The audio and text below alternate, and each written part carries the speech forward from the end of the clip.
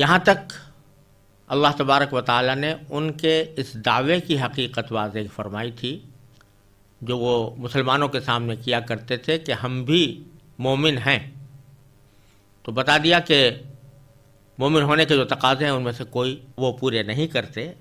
اور اگر مومن ہیں تو ان کا ایمان بہت ہی بری باتوں کا ان کو حکم دے رہا ہے۔ اب آگے ان کے ایک دوسرے دعوے کی بڑی مدلل تردید ہے، اور وہ یہ کہ وہ یہ کہتے تھے کہ ہم تو اللہ کے بیٹے اور اللہ کے محبوب ہیں، نحن ابناء اللہ و احباؤہ، اور ہمیں آگ چھو ہی نہیں سکتی اور ہم کبھی دوزخ میں جا ہی نہیں سکتے، یعنی جیسا بھی عمل کرتے رہیں آگ ہمیں نہیں چھوئے گی، اور اللہ تبارک و تعالی ہمیشہ ہمیں جنت میں رکھیں گے۔ اب اس دعوے کی تردید اگلی آیات میں فرمائی جا رہی ہے۔ میں پہلے ان آیات کی تلاوت کرتا ہوں، پھر اس کا ترجمہ اور مختصر تشریح انشاءاللہ عرض کروں گا۔ اعوذ باللہ من الشیطان الرجیم، بسم اللہ الرحمن الرحیم۔ قل ان كانت لكم الدار الآخرة عند الله خالصة من دون الناس فتمنوا الموت إن كنتم صادقين ولن يتمنوه أبدا بما قدمت أيديهم والله عليم بالظالمين ولتجدنهم أحرص الناس على حياة ومن الذين أشركوا يود أحدهم لو يعمر 1000 سنة وما هو بمزحزحه من العذاب أن يعمر والله بصير بما يعملون قل من كان عدوا لجبريل فإنه نزله على قلبك بإذن الله مصدقا لما بين يديه وهدى وبشرى للمؤمنين من كان عدوا لله وملائكته ورسله وجبريل وميكال فإن الله عدو للكافرين وَلَقَدْ أَنزَلْنَا إِلَيْكَ آيَاتٍ بَيِّنَاتٍ وَمَا يَكْفُرُ بِهَا إِلَّا الْفَاسِقُونَ أَوَكُلَّمَا عَاهَدُوا عَهْدًا نَبَذَهُ فَرِيقٌ مِّنْهُمْ بَلْ أَكْثَرُهُمْ لَا يُؤْمِنُونَ۔ ان آیات کریمہ کا ترجمہ یہ ہے کہ آپ ان یہودیوں سے کہہ دیجئے، یہ نبی کریم صلی اللہ علیہ وسلم سے خطاب ہو رہا ہے کہ آپ ان سے یہودیوں سے کہہ دیجئے کہ اگر اللہ کے نزدیک آخرت کا گھر تمام انسانوں کو چھوڑ کر صرف تمہارے ہی لیے مخصوص ہے تو موت کی تمنا تو کر کے دکھاؤ اگر واقعی سچے ہو۔ اور انہوں نے اپنے جو کرتوت آگے بھیج رکھے ہیں ان کی وجہ سے یہ کبھی ایسی تمنا نہیں کریں گے، اللہ ظالموں کو خوب جانتا ہے۔ یقیناً تم ان لوگوں کو پاؤ گے کہ انہیں زندہ رہنے کی حرص دوسرے تمام انسانوں سے زیادہ ہے، یہاں تک کہ مشرکین سے بھی زیادہ۔ ان میں کا ایک ایک شخص یہ چاہتا ہے کہ 1000 سال عمر پائے، حالانکہ کسی کا بڑی عمر پا لینا اسے عذاب سے دور نہیں کر سکتا، اور یہ جو عمل بھی کرتے ہیں اللہ اسے اچھی طرح دیکھ رہا ہے۔ کہہ دو کہ اگر کوئی شخص جبرائیل کا دشمن ہے تو ہوا کرے، انہوں نے تو یہ کلام اللہ کی اجازت سے تمہارے دل پر اتارا ہے جو اپنے سے پہلے کی کتابوں کی تصدیق کر رہا ہے، اور ایمان والوں کے لیے مجسم ہدایت اور خوشخبری ہے۔ اگر کوئی شخص اللہ کا، اس کے فرشتوں اور رسولوں کا اور جبرائیل اور میکائیل کا دشمن ہے تو وہ سن رکھے کہ اللہ کافروں کا دشمن ہے، اور بے شک ہم نے آپ پر ایسی آیتیں اتاری ہیں جو حق کو آشکار کرنے والی ہیں، اور ان کا انکار وہی لوگ کرتے ہیں جو نافرمان ہیں۔ یہ آخر کیا معاملہ ہے کہ ان لوگوں نے جب کوئی عہد کیا ان کے ایک گروہ نے اسے ہمیشہ توڑ پھینکا، بلکہ ان میں سے اکثر لوگ ایمان لاتے ہی نہیں۔ اللہ تبارک و تعالیٰ نے ان آیات میں ان کے اس دعوے کی تردید فرمائی ہے جو وہ کیا کرتے تھے کہ ہم چونکہ اللہ کے چہیتے بیٹے ہیں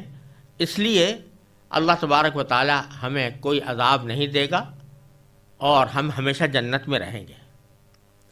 تو اللہ تعالیٰ فرماتے ہیں کہ اس کا آسانی سے امتحان اس طرح ہو سکتا ہے کہ اگر تمہارا یہ دعویٰ سچا ہے تو ذرا کھل کر علانیہ طور پر موت کی تمنا کر کے دکھاؤ، کیونکہ جب تم یہ کہتے ہو کہ آخرت کے گھر میں ہمارے لیے نعمتیں ہی نعمتیں ہیں، تو ذرا موت کی تمنا کر کے دکھاؤ اور کہہ دو کہ ہم مرنے کو اچھا سمجھتے ہیں تاکہ اس آخرت کے گھر میں پہنچ جائیں۔ چنانچہ باری تعالیٰ فرماتے ہیں قل، اے پیغمبر آپ ان سے کہہ دیجئے ان کانت لکم الدار الآخرۃ عند اللہ خالصۃ، کہ اگر آخرت کا گھر تمہارے لیے خالص ہے من دون الناس، اور تمام لوگوں کو چھوڑ کر، فتمنوا الموت، تو موت کی تمنا کر کے دکھاؤ، ان کنتم صادقین، اگر واقعی اپنے اس دعوے میں سچے ہو۔ پھر آگے اللہ تبارک و تعالی نے پیشگوئی فرما دی کہ وَلَن يَتَمَنَّوْهُ أَبَدًا، وہ ہرگز ہرگز کبھی بھی موت کی تمنا نہیں کریں گے، بما قدمت ایدیہم، ان اعمال کی وجہ سے یا ان کرتوتوں کی وجہ سے جو انہوں نے آگے بھیج رکھے ہیں۔ وہ جانتے ہیں کہ ہم نے جو کام کیے ہیں ان کے اوپر اگر مر گئے تو مرنے کے بعد اللہ تبارک و تعالیٰ کی طرف سے سزا ہوگی، تو اس واسطے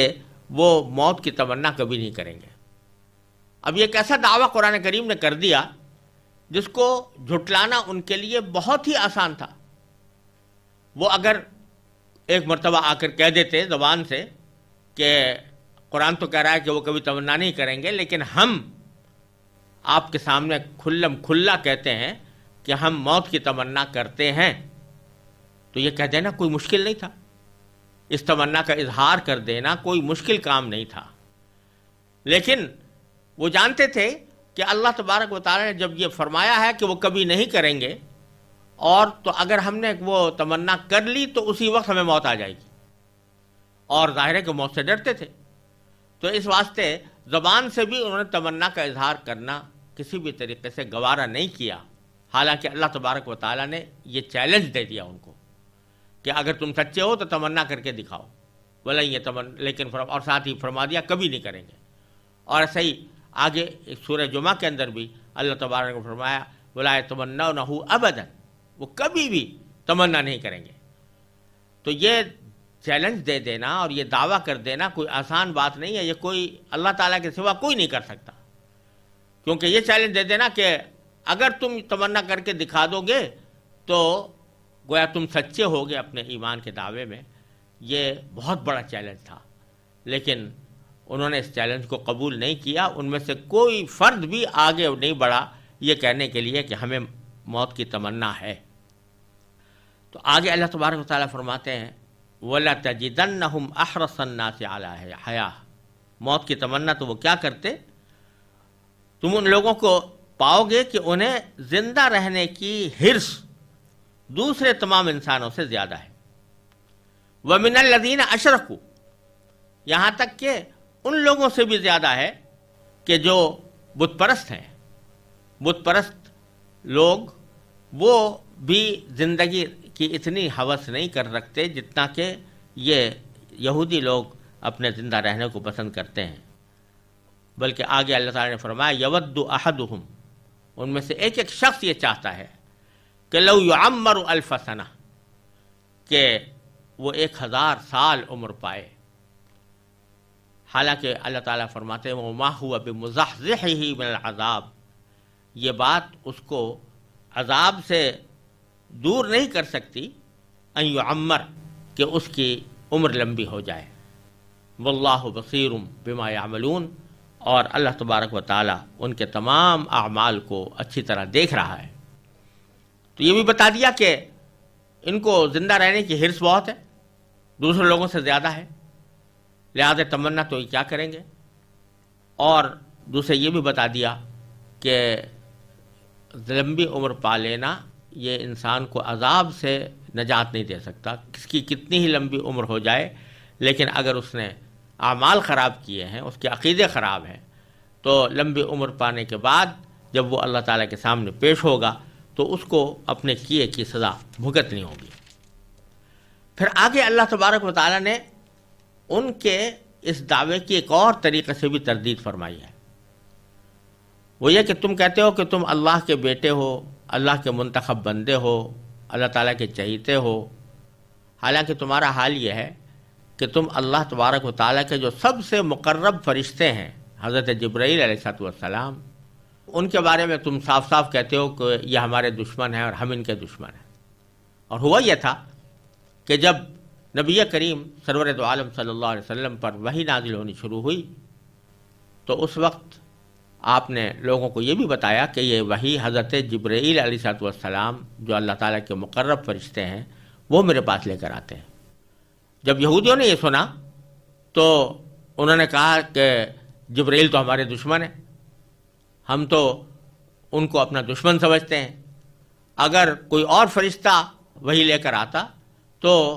ہو سکتا تھا کہ ہم بات مان لیتے، لیکن یہ تو ہمارے دشمن فرشتے ہیں. اب یہ بیوقوفی کی بات انہوں نے کہی تھی. تو اللہ تبارک و تعالیٰ فرماتے ہیں کہ جب تم خود جبرائیل کو اپنا دشمن سمجھتے ہو جبکہ جبرائیل علیہ السلام اللہ تعالیٰ کے مقرب فرشتے ہیں،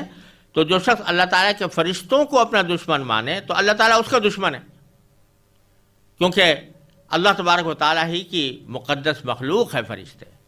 تو جو کوئی ان کا دشمن ہوگا وہ اللہ کا دشمن ہوگا. تو تم اللہ کے چہیتے کیسے ہو سکتے ہو جبکہ اللہ تعالیٰ کے فرشتوں کی تم تکذیب کرتے ہو اور ان کو اپنا دشمن سمجھتے ہو. تو فرمایا اے پیغمبر قل، آپ کہہ دیجئے، من کان عدوا لجبریل، کہ اگر کوئی شخص جبریل کا دشمن ہے تو اللہ تعالیٰ کو اس کی کیا پرواہ ہو سکتی ہے، وہ ہوا کرے. فإنہ نزلہ علی قلبک، تو واقعہ تو یہی ہے کہ یہ کلام اللہ قرآن کریم یہ اللہ تعالیٰ کی اجازت سے انہوں نے ہی تمہارے دل پر اتارا ہے، یعنی جبریل علیہ السلام نے اتارا ہے. نزلہ علی قلبک بإذن اللہ مصدقا لما بین یدیہ، اور وہ کلام اس طرح اتارا ہے کہ وہ اپنے سے پہلے کی کتابوں کی تصدیق کر رہا ہے، یعنی اس میں نبی آخر الزماں صلی اللہ علیہ وسلم کی تشریف آوری کی جو بشارتیں ہیں یہ ان کو پورا کر رہا ہے. اور وہدن وبشریٰ للمؤمنین، یہ ہدایت ایمان والوں کے لیے مجسم ہدایت ہے اور بشریٰ ہے یعنی خوشخبری ہے اس بات کی کہ ان کے ایمان اور عمل صالح کے نتیجے میں آخرت کی زندگی ان کے لیے بہترین ہوگی. اور پھر اللہ تعالیٰ نے فرمایا کہ وَلَقَدْ أَنزَلْنَا إِلَيْكَ آيَاتٍ بَيِّنَاتٍ، اور ہم نے آپ کے پاس ایسی آیتیں اتاری ہیں جو حق کو واضح کرنے والی ہیں. وَمَا يَكْفُرُ بِهَا إِلَّا الْفَاسِقُونَ، اور ان کا انکار وہی لوگ کرتے ہیں جو نافرمان ہیں. تو در حقیقت یہ لوگ جب ان آیتوں کا انکار کر رہے ہیں تو یہ اپنے نافرمانی کا ثبوت دے رہے ہیں اور اپنے اس دعوے کی تردید مہیا کر رہے ہیں کہ وہ اللہ تعالیٰ کے منتخب بندے ہیں. پھر فرمایا کہ أَوَكُلَّمَا عَاهَدُوا عَهْدًا، یہ آخر کیا معاملہ ہے کہ ان لوگوں نے جب کوئی عہد کیا اللہ تبارک و تعالیٰ سے یا اللہ کے پیغمبروں سے، نبذہ فریق منہم، تو ان کے ایک گروہ نے اسے ہمیشہ توڑ پھینکا، اس عہد کو توڑ ڈالا. بل اکثرہم لا یؤمنون، بلکہ ان میں سے اکثر لوگ ایمان لاتے ہی نہیں ہیں. اس کے بعد اللہ تبارک و تعالیٰ نے اگلی آیات میں یہ بیان فرمایا ہے کہ وہ نہ صرف یہ کہ رسول اللہ صلی اللہ علیہ وسلم کی تصدیق نہیں کرتے اور آپ کی بات کو نہیں مانتے، آپ کو رسول تسلیم نہیں کرتے، اس کے بجائے جب رسول اللہ صلی اللہ علیہ وسلم کی رسالت کو ماننے کا معاملہ آتا ہے تو اللہ کی کتاب کو تو یہ پیچھے ڈال دیتے ہیں، اللہ تعالیٰ کی کتاب کو تو پس پش ڈال دیتے ہیں. یعنی تورات کو بھی، کیونکہ تورات کے اندر نبی آخر الزماں صلی اللہ علیہ وسلم کی تشریف آوری کی بشارتیں موجود تھیں، اس کو بھی پس پش ڈال دیتے ہیں، اور خود یہ کتاب جو اللہ تعالیٰ کی نازل ہوئی ہے اس کو بھی پس پش ڈال دیتے ہیں، گویا کہ ان کو اس کا پتہ ہی نہیں تھا. اور اللہ کی کتاب کو پس پش ڈالنے کے بعد پیچھے پڑے ہوئے ہیں کچھ ایسے جادو منتروں کے، جو جادو ٹوٹکوں کے، کہ جن کی کوئی حقیقت ہی نہیں ہے اور بعض اوقات وہ کفر تک پہنچ جاتے ہیں، ان کا ذکر کیا ہے آگے اللہ تبارک و تعالی نے آگے کی آیات میں۔ ان آیات کی میں تلاوت کرتا ہوں اور پھر ترجمہ اور اس کی تھوڑی تشریح۔ وَلَمَّا جَاءَهُمْ رَسُولٌ مِّنْ عِندِ اللَّهِ مُصَدِّقٌ لِّمَا مَعَهُمْ نَبَذَ فَرِيقٌ مِّنَ الَّذِينَ أُوتُوا الْكِتَابَ كِتَابَ اللَّهِ وَرَاءَ ظُهُورِهِمْ كَأَنَّهُمْ لَا يَعْلَمُونَ وَاتَّبَعُوا مَا تَتْلُو الشَّيَاطِينُ عَلَى مُلْكِ سُلَيْمَانَ وَمَا كَفَرَ سُلَيْمَانُ وَلَكِنَّ الشَّيَاطِينَ كَفَرُوا يُعَلِّمُونَ النَّاسَ السِّحْرَ وَمَا أُنزِلَ عَلَى الْمَلَكَيْنِ بِبَابِلَ هَارُوتَ وَمَارُوتَ وَمَا يُعَلِّمَانِ مِنْ أَحَدٍ حَتَّى يَقُولَا إِنَّمَا نَحْنُ فِتْنَةٌ فَلَا تَكْفُرْ فَيَتَعَلَّمُونَ مِنْهُمَا مَا يُفَرِّقُونَ بِهِ بَيْنَ الْمَرْءِ وَزَوْجِهِ وَمَا هُمْ بِضَارِّينَ بِهِ مِنْ أَحَدٍ إِلَّا بِإِذْنِ اللَّهِ وَيَتَعَلَّمُونَ مَا يَضُرُّهُمْ وَلَا يَنفَعُهُمْ وَلَقَدْ عَلِمُوا لَمَنِ اشْتَرَاهُ مَا لَهُ فِي الْآخِرَةِ مِنْ خَلَاقٍ وَلَبِئْسَ مَا شَرَوْا بِهِ أَنفُسَهُمْ لَوْ كَانُوا يَعْلَمُونَ وَلَوْ أَنَّهُمْ آمَنُوا وَاتَّقَوْا لَمَثُوبَةٌ مِّنْ عِندِ اللَّهِ خَيْرٌ لَوْ كَانُوا يَعْلَمُونَ۔ ان آیات کا ترجمہ یہ ہے کہ جب ان کے پاس اللہ کی طرف سے ایک رسول آئے جو اس تورات کی تصدیق کر رہے تھے جو ان کے پاس ہے، تو اہل کتاب میں سے ایک گروہ نے اللہ کی کتاب کو اس طرح پس پش ڈال دیا گویا وہ کچھ جانتے ہی نہ تھے، اور ان منتروں کے پیچھے لگ گئے جو سلیمان علیہ السلام کی سلطنت کے زمانے میں شیاطین پڑھا کرتے تھے۔ اور سلیمان علیہ السلام نے کوئی کفر نہیں کیا تھا، البتہ شیاطین لوگوں کو جادو کی تعلیم دے کر کفر کا ارتکاب کیا کرتے تھے۔ نیز یہ لوگ اس چیز کے پیچھے لگ گئے جو بابل شہر میں ہاروت اور ماروت نامی دو فرشتوں پر نازل کی گئی تھی۔ یہ دو فرشتے کسی کو اس وقت تک کوئی تعلیم نہیں دیتے تھے جب تک اس سے یہ نہ کہہ دیں کہ ہم محض آزمائش کے لیے بھیجے گئے ہیں، لہذا تم کفر اختیار نہ کرنا۔ پھر بھی یہ لوگ ان سے وہ چیزیں سیکھتے تھے جس کے ذریعے مرد اور اس کی بیوی میں جدائی پیدا کریں۔ ویسے یہ واضح رہے کہ وہ اس کے ذریعے کسی کو اللہ کی مشیت کے بغیر کوئی نقصان نہیں پہنچا سکتے تھے، مگر وہ ایسی باتیں سیکھتے تھے جو ان کے لیے نقصان دہ تھیں اور فائدہ مند نہیں تھیں، اور وہ یہ بھی خوب جانتے تھے کہ جو شخص ان چیزوں کا خریدار بنے گا آخرت میں اس کا کوئی حصہ نہیں ہوگا، اور حقیقت یہ ہے کہ وہ چیز بہت بری تھی جس کے بدلے انہوں نے اپنی جانیں بیچ ڈالی۔ کاش کہ ان کو اس بات کا علم حقیقی علم ہوتا، اور اس کے برعکس اگر وہ ایمان اور تقوی اختیار کرتے تو اللہ کے پاس سے ملنے والا ثواب یقیناً کہیں زیادہ بہتر ہوتا۔ کاش کہ ان کو اس بات کا بھی حقیقی علم ہوتا۔ ان آیات کریمہ میں اللہ تبارک و تعالی نے یہودیوں کی ایک اور خامی کا اور بہت بڑی غلطی کا ذکر فرمایا ہے۔ وہ یہ کہ ایک طرف تو ان کے پاس اللہ کی کتاب تورات موجود ہے، اگرچہ انہوں نے اس میں بہت سی تعریفیں کر رکھی ہیں، لیکن اسی کتاب میں نبی آخر الزماں حضرت محمد مصطفیٰ صلی اللہ علیہ وسلم کی تشریف آوری کی خبریں بھی ہیں اور ان پر ایمان لانے کی تاکید بھی ہے۔ اس کتاب کے ان احکام کو تو انہوں نے پس پش ڈال رکھا ہے اور اس کے اوپر عمل نہیں کرتے، اور اللہ تبارک و تعالیٰ کی جو کتاب قرآن کی شکل میں آئی ہے اس کی تکذیب کرتے ہیں، اس کو اللہ کا کلام ماننے سے انکار کرتے ہیں، اس کو تو پس پش ڈال دیا۔ دوسری طرف وہ جادو ٹونے میں اتنے مصروف ہیں کہ جادو ٹونے ہی کو اپنے لیے نجات کا ذریعہ سمجھے ہوئے ہیں اور اس کے پیچھے پڑے ہوئے ہیں۔ اللہ تعالیٰ کو راضی کرنے کی فکر نہیں، اللہ کے رسول صلی اللہ علیہ وسلم کو راضی کرنے کی فکر نہیں، لیکن جادو ٹونے کے کاموں میں وہ بہت سرگرمی سے حصہ لیتے ہیں۔ اور یہ بات شروع سے چلی آتی ہے کہ یہودیوں کو جادو سے بڑی دلچسپی ہے، اور ایسے جادو کرنے سے جس کو آج کل سفلی عمل کہا جاتا ہے وہ یہودیوں کے ہاں بہت زیادہ مشہور ہے اور اس کا بڑا رواج ہے۔ صرف اتنا ہی نہیں کہ رواج ہے، بلکہ ان ظالموں نے اس جادو کے عمل کو حضرت سلیمان علیہ السلام کی طرف منسوب کر رکھا ہے، اور یہ کہا ہوا ہے کہ حضرت سلیمان علیہ السلام نے جادو کو رواج دیا تھا اور وہ خود بھی جادو کیا کرتے تھے، اور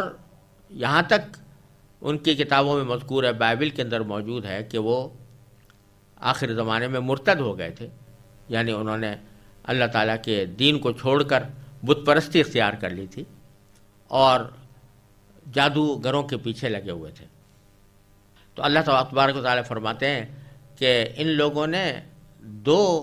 حرکتیں کر رکھی ہیں، ایک تو یہ کہ جادو ٹونے کو بہت بڑا اعزاز سمجھے ہوئے ہیں، اس کے پیچھے لگے ہوئے ہیں، اور دوسرا یہ کہ اس جادو ٹونے کو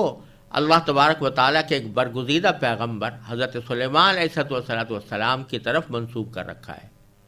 اور یہ کہتے ہیں کہ یہ ان کی تعلیم ہے اور ہم ان کی تعلیم پر عمل کر رہے ہیں۔ اللہ تبارک و تعالیٰ نے بڑے صاف لفظوں میں ان کے اس الزام کی تردید کی ہے کہ حقیقت میں حضرت سلیمان علیہ السلام نے کبھی نہ کفر کیا اور نہ کبھی وہ جادو کے پیچھے پڑے، وہ تو اللہ تعالیٰ کے برگزیدہ پیغمبر تھے۔ تو ایک طرف تو اللہ تبارک و تعالیٰ نے یہ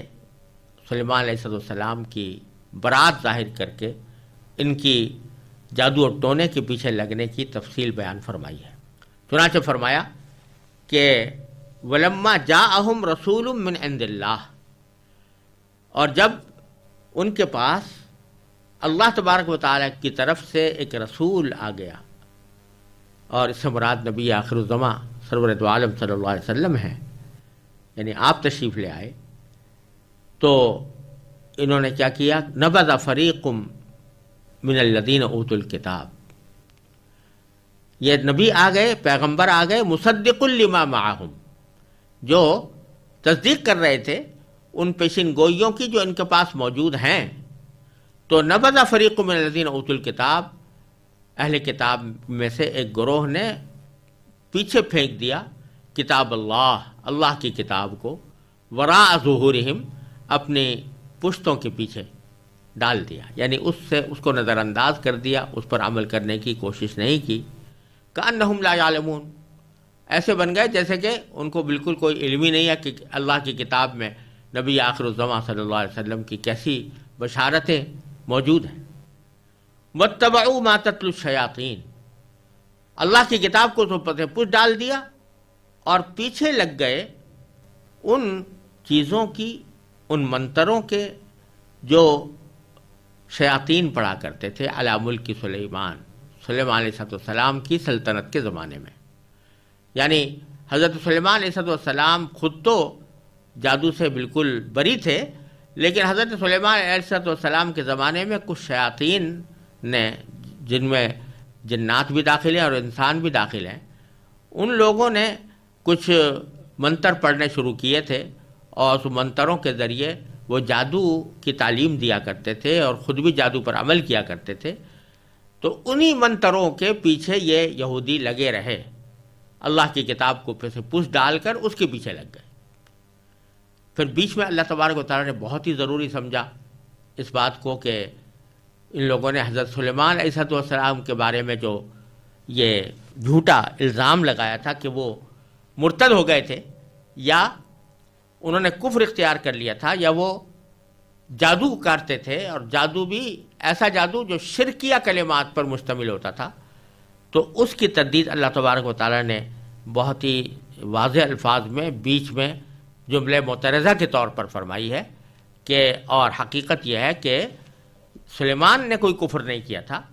ولیکن الشیاطین کفروا، ما کفر سلیمان ولیکن الشیاطین کفروا، سلیمان نے کوئی کفر نہیں کیا تھا بلکہ شیاطین نے کفر اختیار کیا تھا، یعلمون الناس السحر، اور کفر یہ کیا تھا کہ وہ لوگوں کو جادو سکھایا کرتے تھے۔ جادو کے بہت سے طریقے ایسے ہوتے ہیں کہ جن میں شرکیہ کلمات ہوتے ہیں، مشرکانہ کلمات ہوتے ہیں، یہ ایسے کلمات سکھا کر لوگوں کو جادو کے اوپر بھی عمل کرتے تھے اور اس طرح شرک کا بھی ارتکاب کرتے تھے، یعنی کفر کا ارتکاب کرتے تھے۔ یہ سارا کام شیاطین کا تھا۔ حضرت سلیمان علیہ السلام کا اس سے کوئی تعلق نہیں تھا، اور یہودیوں نے یہ غضب کیا کہ خود حضرت سلیمان علیہ السلام کو جادوگر قرار دے کر ان کے بارے میں یہ مشہور کر دیا کہ انہوں نے آخری عمر میں بتوں کو پوجنا شروع کر دیا تھا۔ ان کے بارے میں یہ جھوٹی داستانیں اپنی مقدس کتابوں میں شامل کر دیں، جو آج تک بائبل میں بھی درج چلی آتی ہیں۔ چنانچہ بائبل کی کتاب سلاطین اول کی باب 11 سے میں اس کے فقرہ نمبر 1 سے لے کر 21 تک ان کے معاذ اللہ مرتد ہونے کا، حضرت سلیمان علیہ السلام کے مرتد ہونے کا بیان آج بھی موجود ہے۔ تو قرآن کریم میں اس آیت میں اس ناپاک الزام کی تردید فرمائی ہے، اور اس سے یہ بات بھی واضح ہوتی ہے کہ جن لوگوں نے قرآن کریم پر یہ الزام لگایا ہے کہ وہ یہودیوں اور عیسائیوں کی کتابوں سے ماخوذ ہے، وہ کتنا غلط الزام ہے، کیونکہ یہاں قرآن کریم بالکل صاف الفاظ میں یہود و نصارہ کی کتابوں کی تردید کر رہا ہے، اور فرما رہا ہے کہ یہودیوں کی کتابوں میں جو درج ہے کہ سلیمان علیہ السلام کافر ہو گئے تھے، یہ بالکل غلط ہے۔ لہذا اس سے یہ بات بھی واضح ہوئی کہ پیچھے کئی جگہ تورات یا انجیل کے بارے میں اللہ تبارک و تعالی نے جو یہ فرمایا کہ قرآن اس کی تصدیق کرتا ہے، تو اس کا یہ مطلب نہیں ہے کہ جو کچھ بھی آج تورات اور انجیل میں موجود ہے وہ ساری باتوں کی تصدیق کرتا ہے، بلکہ مطلب یہ ہے کہ اس میں جو دین کے بنیادی عقائد ہیں ان کی تصدیق کرتا ہے، توحید کی تصدیق کرتا ہے۔ اسی طرح اس بات کی تصدیق کرتا ہے کہ اس میں نبی آخر الزماں صلی اللہ علیہ وسلم کی تشریف آوری کی بشارتیں موجود ہیں۔ یہ مطلب نہیں ہے کہ اس کی ہر بات کی تصدیق کرتا ہے۔ چنانچہ یہاں صریح لفظوں میں اللہ تبارک و تعالیٰ نے اس بات کی تردید کی جو تورات میں واضح الفاظ میں موجود ہے۔ تو معلوم ہوا کہ یہ الزام بالکل غلط ہے کہ قرآن ماخوذ ہے یہود و نصارہ کی کتابوں سے، اور یہ بات بھی غلط ہے کہ جہاں وہ تصدیق کر رہا ہے تو ان کی ساری باتوں کی تصدیق کر رہا ہے، یہاں واضح طور پر اس کی تردید فرمائی۔ پھر اس سے ایک اور بات بھی معلوم ہوتی ہے کہ یہ بات کہ بائبل میں حضرت سلیمان علیہ السلام کا مرتد ہونا مذکور ہے، اس کا علم نبی کریم سرور دو عالم صلی اللہ علیہ وسلم کو وحی کے سوا کسی اور طریقے سے نہیں ہو سکتا تھا، اس واسطے کہ آپ امی تھے اور مکہ مکرمہ میں آپ نے پرورش پائی، وہاں کوئی آدمی ایسا نہیں تھا جو آپ کو یہود و نصارہ کی کتابوں کی تعلیم دیتا، تو جو آپ کے بارے میں آپ کے علم میں کچھ نہیں تھا، قرآن کریم کے آنے سے پہلے یہ بات معلوم نہیں تھی کہ حضرت سلیمان علیہ السلام کے بارے میں ان کی کتابوں میں کیا لکھا ہوا ہے۔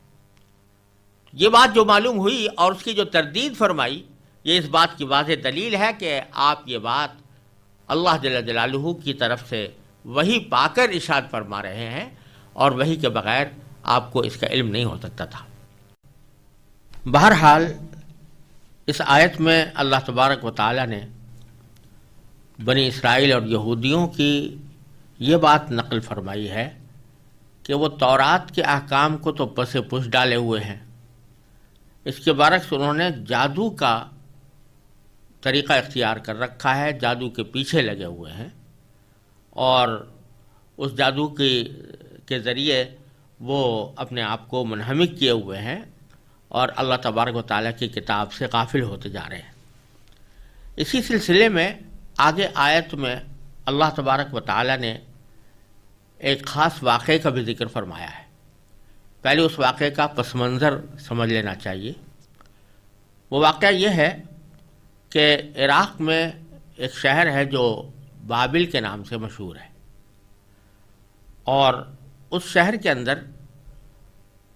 جادوگروں کی بڑی کثرت تھی، اور اس میں جادو کا بڑا رواج ہو چکا تھا، اور یہودی بھی اس ناجائز کام میں بری طرح ملوث ہو گئے تھے. اور نہ صرف یہ کہ جادو کے کام میں ملوث ہو گئے تھے، بلکہ وہ انبیاء کرام علیہ السلام کے معجزات اور جادو دونوں کو ایک جیسا سمجھنے لگے تھے. اور جس طرح انبیاء کرام علیہ السلام کے ہاتھوں پر بعض اوقات اللہ تبارک و تعالیٰ کوئی غیر معمولی واقعہ ظاہر فرماتے ہیں جس کو معجزہ کہا جاتا ہے، اور وہ ان کی نبوت کی دلیل ہوتا ہے، ان کے تقدس کی دلیل ہوتا ہے، اسی طرح جادوگروں نے یہ غیر معمولی باتیں لوگوں کے سامنے ظاہر کر کے اپنے تقدس کا اظہار کرنا شروع کر دیا تھا، اور لوگ جو ہیں ان کی ان عجیب و غریب باتوں کو دیکھ کر ان کو اپنا پیشوا بنانے لگے تھے. اور ساتھ ہی جادوگروں نے یہ بھی کہنا شروع کر دیا تھا کہ جو جادو کے کام ہم کرتے ہیں یہ براہ راست نتیجہ پیدا کرتے ہیں، یعنی اس میں اللہ تبارک و تعالیٰ کی مشیت کو کوئی دخل نہیں ہوتا، بلکہ جو فارمولے ہم نے جادو کے بنائے ہوئے ہیں ان میں بذات خود یہ تاثیر ہے کہ ان سے نتیجہ پیدا ہو جائے. تو دو قسم کی گمراہیاں اس کے ذریعے پھیل رہی تھیں. ایک گمراہی تو یہ کہ معجزے اور جادو میں فرق نہیں کیا جا رہا تھا، اور جس طرح معجزہ جن مقدس ہاتھوں پر ظاہر ہوتا ہے وہ نبی کہلاتے ہیں اور ان کی پیروی کی جاتی ہے، ان کو مقدس سمجھا جاتا ہے، اسی طرح جادوگروں نے اپنی غیر معمولی باتیں ظاہر کر کے جادو کے کرشمے دکھا کر لوگوں کو اپنے مقدس ہونے کا یقین دلانا شروع کر دیا تھا، اور لوگ جو ہیں ان کے پیچھے لگ رہے تھے. اور دوسری خرابی یہ پیدا ہو رہی تھی کہ جادو کو بذات خود مؤثر سمجھا جا رہا تھا.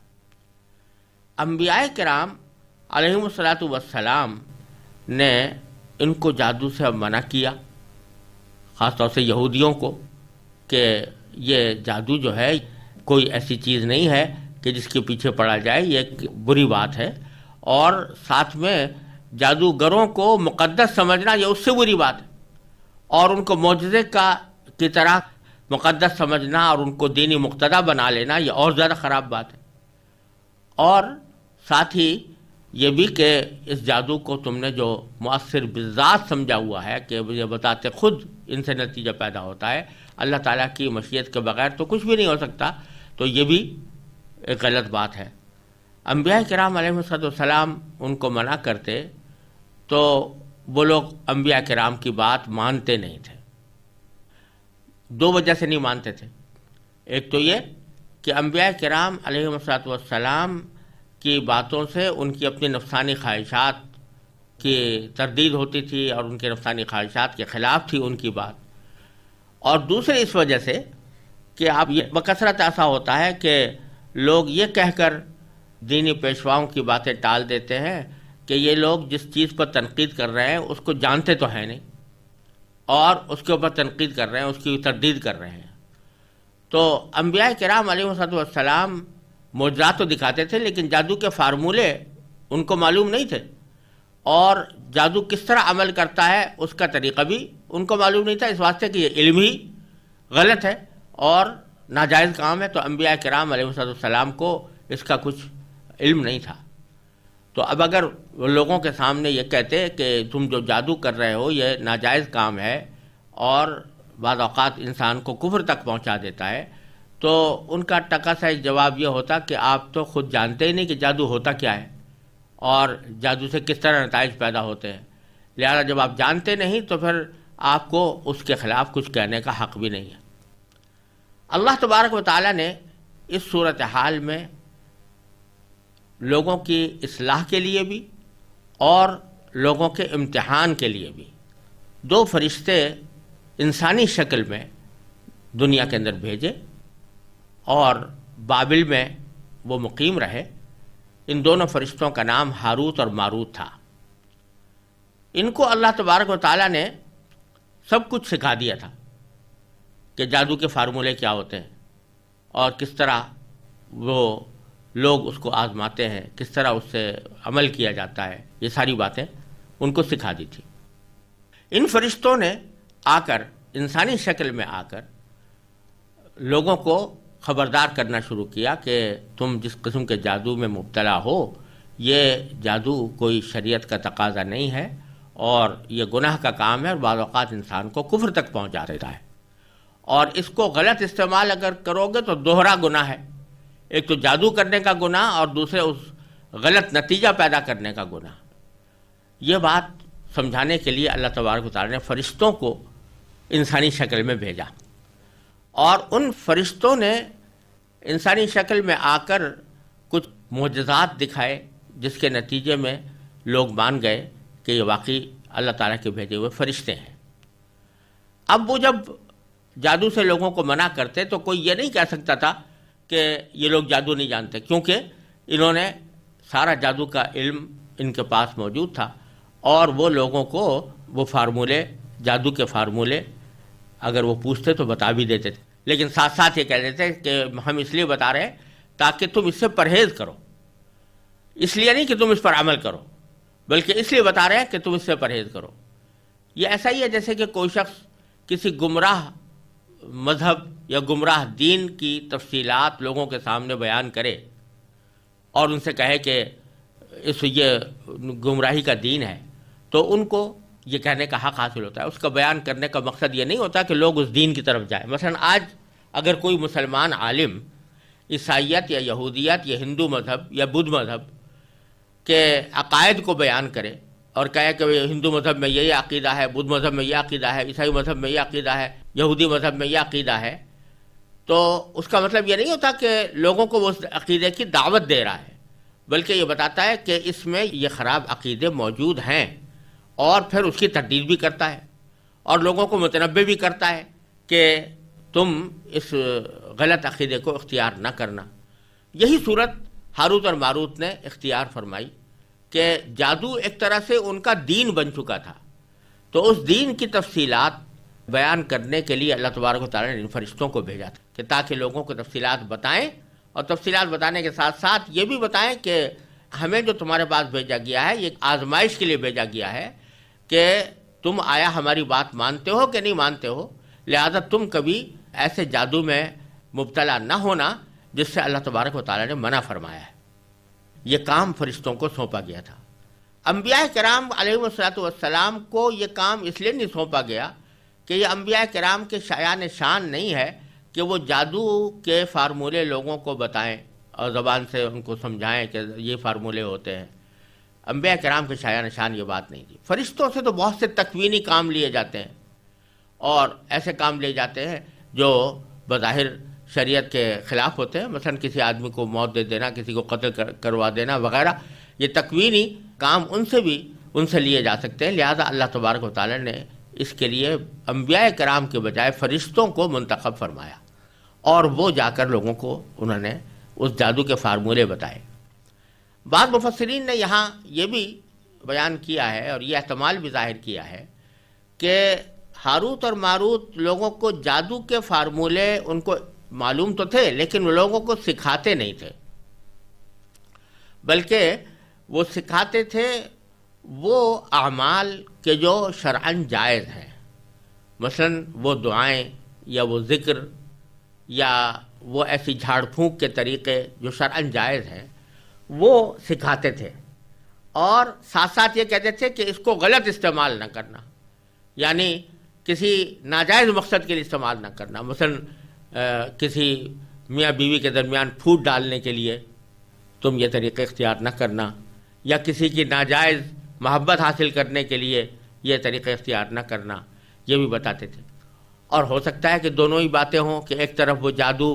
سکھاتے تھے تاکہ لوگ اس سے باخبر ہو کر اس سے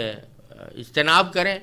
اور ہو سکتا ہے کہ متبادل طریقے پر کوئی ایسا جائز کام جو جھاڑ پھونک سے تعلق رکھتا ہو اور جو شرعاً جائز ہو، جیسے قرآن کریم کی آیات بعض اوقات اس غرض کے لیے پڑھی جاتی ہیں کہ اس سے کوئی دنیاوی مقصد حاصل ہو جائے، تو بعض اوقات اس سے ہو بھی جاتا ہے، تو اس قسم کا کوئی عمل یہ سکھاتے ہوں کہ اس طرح کرنے میں تو کچھ حرج نہیں ہے، مگر اس طرح کرنے کو بھی اپنا مشغلہ نہ بنانا، بلکہ اس کو غلط استعمال نہ کرنا کہ اس سے کوئی ناجائز مقاصد حاصل کیے جائیں۔ تو بہرحال یہ فرشتے اس کام کے لیے بھیجے گئے تھے، لیکن ہوا یہ کہ بنی اسرائیل کے یہودیوں میں سے بڑی تعداد نے فرشتوں کی اس بات کو پر تو عمل کیا نہیں کہ وہ جادو سے پرہیز کریں، اور نہ اس بات پر عمل کیا کہ کسی جائز طریقے عملیات کو غلط مقصد کے لیے استعمال نہ کریں، بلکہ جادو کے فارمولے سیکھتے اور جا کے کہتے کہ ہم اس لیے سیکھ رہے ہیں تاکہ اس سے اجتناب کریں، اور وہ عملیات بھی ہو سکتا ہے سیکھتے ہوں، اور پھر ان کو استعمال کرتے تھے حرام کاموں میں، جادو کے اوپر بھی عمل کرتے تھے اور ان عملیات کو بھی استعمال کرتے تھے جائز کاموں کے بجائے ناجائز کاموں میں۔ تو اس سے بعض اوقات یہ کرتے تھے کہ میاں بیوی کے درمیان پھوٹ ڈالنے کا کام لے لیا اس جادو کے فارمولے سے یا کسی عملیات کے ذریعے۔ تو اللہ تبارک و تعالیٰ یہ فرما رہے ہیں کہ آگے وما انزل علی الملکین ببابل ہاروت و ماروت، یعنی یہ یہودی پیچھے لگ گئے اس چیز کے جو نازل کی گئی تھی دو فرشتوں پر بابل شہر میں۔ ان دو فرشتوں کا نام ہاروت اور ماروت تھا، اور باری تعالیٰ فرماتے ہیں وما یعلمان من احد، یہ دو فرشتے کسی کو اس وقت تک کوئی تعلیم نہیں دیتے تھے حتیٰ یقولا، یہاں تک کہ جب تک ان سے یہ نہ کہہ دیں کہ انما نحن فتنہ، کہ ہم تو محض آزمائش کے لیے بھیجے گئے ہیں، فلا تکفر، لہذا تم جادو کے پیچھے لگ کر کفر اختیار نہ کرنا۔ یہ اللہ تبارک و تعالیٰ نے ایک آزمائش کا طریقہ ان کے لیے بھیجا تھا۔ باری تعالیٰ فرماتے ہیں کہ فَيَتَعَلَّمُونَ مِنْهُمَا مَا يُفَرِّقُونَ بِهِ بَيْنَ الْمَرْءِ وَزَوْجِهِ، فَيَتَعَلَّمُونَ مِنْهُمَا، یہ لوگ پھر بھی ان دو فرشتوں سے وہ چیز سیکھتے تھے کہ ما یفرقون بہ، جس کے ذریعے وہ تفریق پیدا کر دیں، پھوٹ ڈال دیں، بین المرء وزوجہ، کسی مرد اور اس کی بیوی کے درمیان۔ اور ساتھ ہی اللہ تبارک و تعالیٰ نے اس عظیم حقیقت کو واضح الفاظ میں بیان فرمایا کہ جادو اگرچہ ایک حقیقت ہے اور اس کے کچھ اثرات ظاہر بھی ہوتے ہیں، اگرچہ وہ شاید اللہ تعالیٰ نے منع کر رکھا ہے اس کے اوپر عمل کرنے سے، لیکن اس سے جو اثرات ظاہر ہوتے ہیں وہ اس لیے نہیں کہ جادو میں بذات خود یہ تاثیر یا بذات خود یہ طاقت ہے کہ وہ نتیجہ ظاہر کر دے، بلکہ اس کائنات میں کوئی بھی عمل اللہ جل جلالہ کی مشیت کے بغیر نہیں ہو سکتا۔ چنانچہ فرمایا وما ہم بضارین بہ من احد، اور وہ ہرگز نقصان پہنچانے والے نہیں تھے کسی کو بھی الا باذن اللہ، مگر اللہ تبارک و تعالیٰ کے حکم سے، یعنی اللہ تعالیٰ کی مشیت سے۔ اللہ تعالیٰ کی مشیت کے بغیر کسی کو نقصان نہیں پہنچا سکتے تھے۔ یہاں یہ بات سمجھ لینے کی ہے کہ ایک تو ہے اللہ تبارک و تعالیٰ کی رضا اور ایک ہے اللہ تعالیٰ کی مشیت۔ اللہ تعالیٰ کی رضا تو صرف اچھے کاموں سے متعلق ہوتی ہے، مثلا اللہ تعالیٰ راضی ہوتا ہے عبادت کرنے سے، اللہ تعالیٰ کی عبادت کرنے سے، اللہ تعالیٰ راضی ہوتا ہے دوسرے لوگوں کو کوئی فائدہ پہنچانے سے، دوسرے لوگوں کی امداد کرنے سے، خوش اخلاقی سے، اور جتنے بھی جائز یا مستحب کام ہیں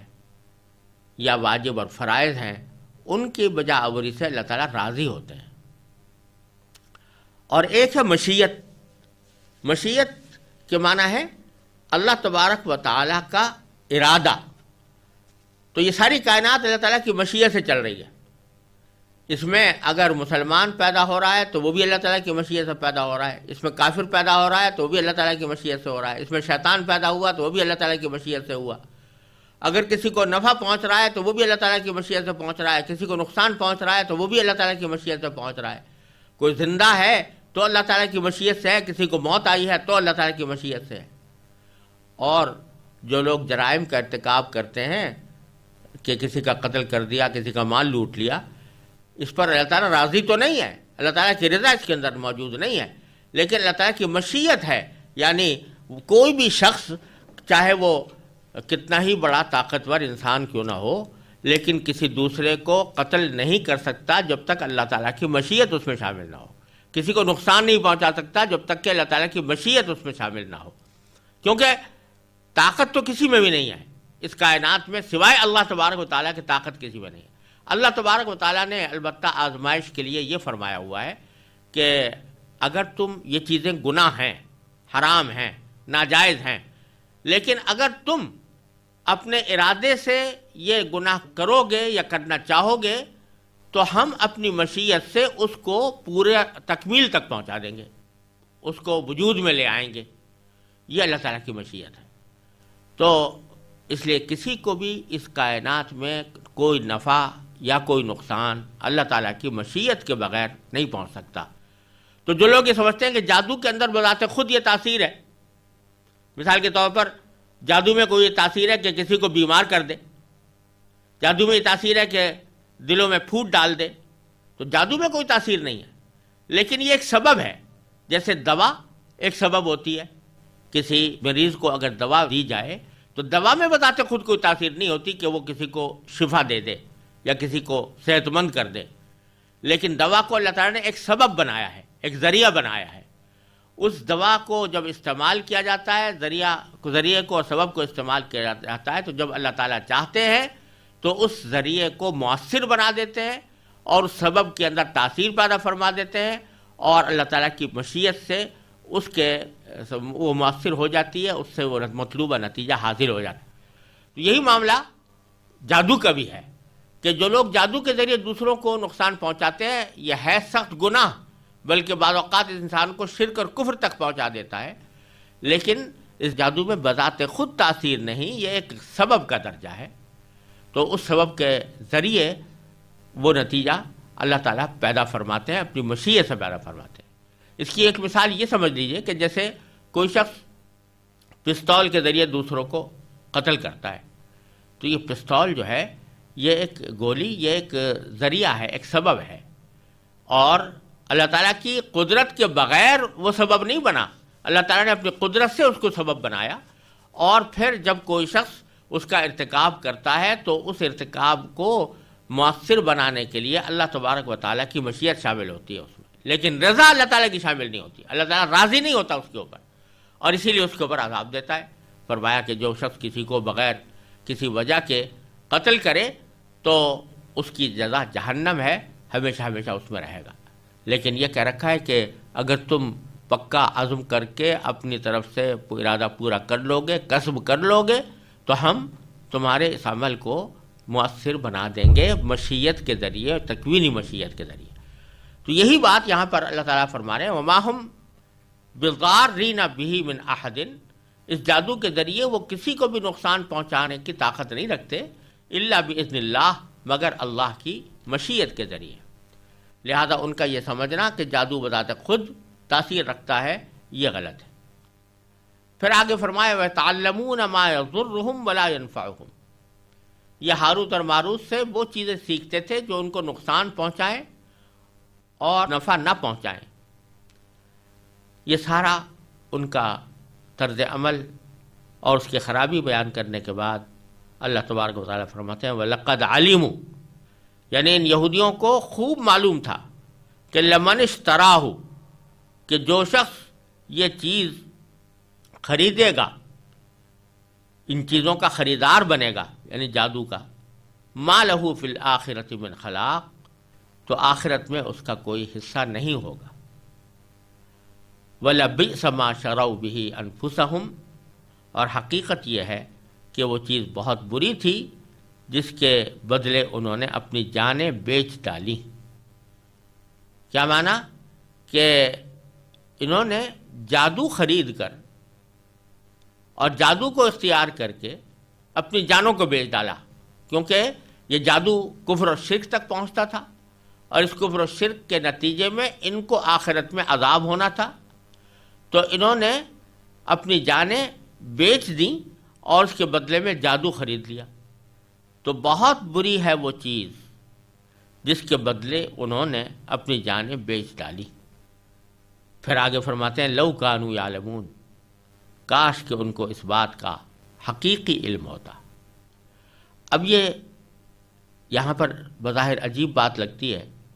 کہ آیت کے شروع میں اللہ تعالیٰ نے فرمایا وَلَقَدْ عَلِمُوا، ان کو اچھی طرح معلوم تھا، وہ خوب جانتے تھے کہ جو شخص ان کا خریدار بنے گا آخرت میں کوئی حصہ نہیں ہوگا۔ آخر میں فرمایا لو کانوا یعلمون، کاش کہ ان کو علم ہوتا۔ تو بظاہر دونوں باتیں متضاد لگتی ہیں کہ شروع میں تو فرمایا کہ وہ خوب جانتے تھے اور آخر میں فرمایا کہ کاش کہ ان کو علم ہوتا۔ در حقیقت بتایا جا رہا ہے کہ جہاں یہ کہا جا رہا ہے کہ ان کو خوب علم تھا یا اچھی طرح وہ جانتے تھے، اس جاننے سے مراد ہے محض نظریاتی طور پر جان لینا، یعنی نظریاتی طور پر وہ جانتے تھے کہ یہ بہت برا کام ہے، لیکن علم حقیقی وہ ہوتا ہے جو انسان کو عمل پر آمادہ کرے۔ اگر کسی چیز کی آدمی برائی جانتا ہے تو اس سے پرہیز کرے، لیکن اگر جانتا تو ہے کہ یہ چیز بری ہے لیکن عملاً اس کا ارتکاب کر رہا ہے تو پھر وہ علم نہیں ہے، وہ حقیقی علم نہیں ہے، وہ محض ظاہری علم ہے، نظریاتی علم ہے، وہ فائدہ مند علم نہیں ہے، حقیقی علم نہیں ہے۔ تو اس میں اللہ تبارک و تعالیٰ نے ایک بہت بڑی حقیقت ہم سب لوگوں کے لیے واضح فرما دی اور ہمیں سبق دے دیا کہ کوئی بھی اچھی بات اگر تم معلوم کرو یا اس کا تمہیں علم حاصل ہو تو محض جان لینا اس کا کافی نہیں ہے، وہ معیار فضیلت نہیں ہے۔ وہ فائدہ مند اس وقت ہوگا جب اس علم پر عمل کرو گے۔ اگر تم نے یہ جان لیا کہ جھوٹ بولنا حرام ہے، تم نے یہ جان لیا کہ غیبت کرنا حرام ہے، تم نے یہ جان لیا کہ کسی دوسرے کو تکلیف پہنچانا حرام ہے، تو جان تو لیا، لیکن یہ علم اس وقت تک تمہارے کام نہیں آئے گا جب تک کہ تم خود اس پر عمل کر کے ان چیزوں سے اجتناب نہ کرو۔ اگر جانتے تو ہو مگر جھوٹ بول رہے ہو، اگر جانتے ہو مگر غیبت کر رہے ہو، اگر جانتے ہو مگر دوسرے کا دل دکھا رہے ہو، تو یہ سارے اعمال، یہ سارا تمہارا علم جو ہے یہ بیکار ہے، بے فائدہ ہے۔ تو یہ چیز اللہ تعالیٰ نے واضح کرنے کے لیے شروع میں ان کے بارے میں کہا کہ خوب جانتے ہیں، اور آخر میں فرمایا کاش کے جانتے، یعنی حقیقی علم کاش کہ ان کو ہوتا تو پھر یہ اس علم کے مطابق عمل کرتے اور ان چیزوں سے اجتناب کرتے۔ پھر فرمایا کہ وَلَوْ أَنَّهُمْ آمَنُوا وَاتَّقَوْا، اور اگر وہ ایمان اور تقوی اختیار کرتے، لَمَثُوبَةٌ مِّنْ عِندِ اللَّهِ خَيْرٌ، تو اللہ کے پاس سے ملنے والا ثواب یقیناً کہیں زیادہ بہتر ہوتا۔ پھر دوبارہ فرمایا کہ لَوْ كَانُوا يَعْلَمُونَ، کاش کہ ان کو اس بات کا بھی حقیقی علم ہوتا۔ تو ظاہری جو علم تھا، نظریاتی جو علم تھا، اس کا شروع میں ایک مرتبہ ذکر فرمایا، لیکن جو حقیقی علم جو انسان کو عمل پر آمادہ کر دے، اس کی نفی 2 مرتبہ فرمائی، جیسے اس بات کی تاکید کرنے کے لیے کہ نیرا کسی بات کو جان لینا انسان کے لیے فائدہ مند نہیں جب تک کہ انسان اس جانی ہوئی بات پر عمل بھی نہ کرے۔